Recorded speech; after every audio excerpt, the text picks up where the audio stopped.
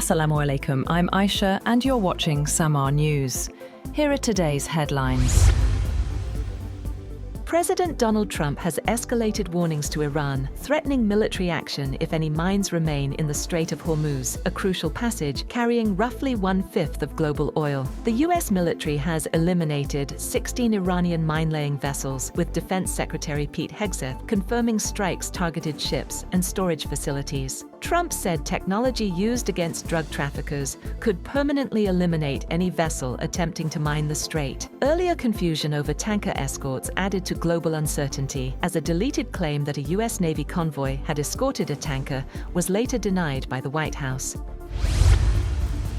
Global oil markets are in turmoil as conflicting reports on the US and Israel's operations against Iran create extreme volatility. Brent crude fell 17% on Tuesday, dipping below $80 a barrel, before rebounding near $90 after a brief, now-deleted claim that the US Navy had escorted a tanker through the Strait of Hormuz. Prices later dropped below $85 amid talks of a historic oil reserve release by the International Energy Agency. The Strait of Hormuz, carrying about 1/5 of the world's oil, remains effectively closed due to Iranian threats, with US strikes on 16 mine-laying vessels failing to fully stabilize markets. Analysts warn rising prices could worsen global inflation and slow growth, prompting price caps and rationing in countries including South Korea, Thailand, Bangladesh, and Pakistan.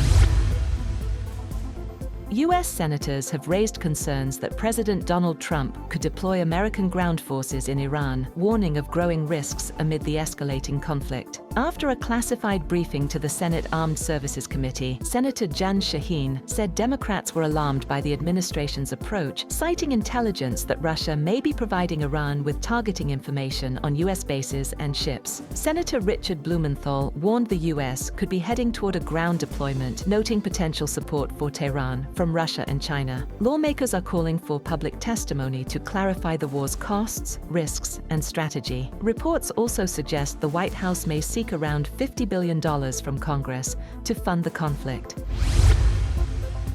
North Korea has voiced support for Mojtaba Khamenei as Iran's new supreme leader, praising the decision by Iran's Assembly of Experts. In a statement, Pyongyang condemned recent US and Israeli military strikes on Iran as unlawful attacks that threaten regional peace and stability. The announcement comes amid intensifying tensions between Iran and the US-Israel alliance. KCNA also highlighted North Korea's ongoing missile tests and nuclear developments, with leader Kim Jong-un emphasizing the importance of a strong nuclear deterrent. Pyongyang suggested potential diplomatic engagement with the US could improve if its nuclear status is recognized.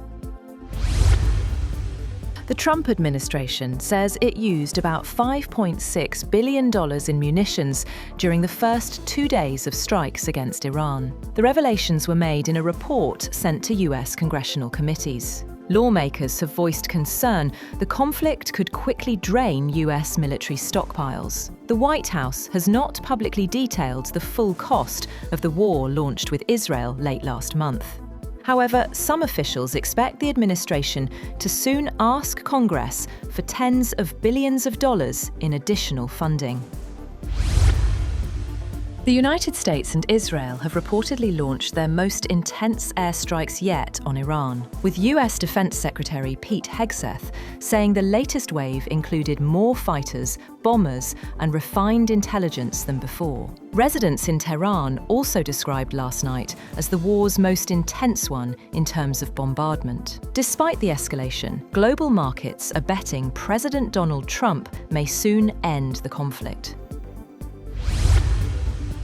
At least 486 people have been killed and 1,313 others injured in Lebanon as Israeli strikes intensify during the wider Middle East conflict. The World Health Organization says nearly 1/5 of those killed or injured are children. Also, the UN Refugee Agency said more than 667,000 people have been displaced across Lebanon, including about 100,000 people who fled their homes in just one day after Israeli evacuation orders in southern Lebanon and Beirut's southern suburbs.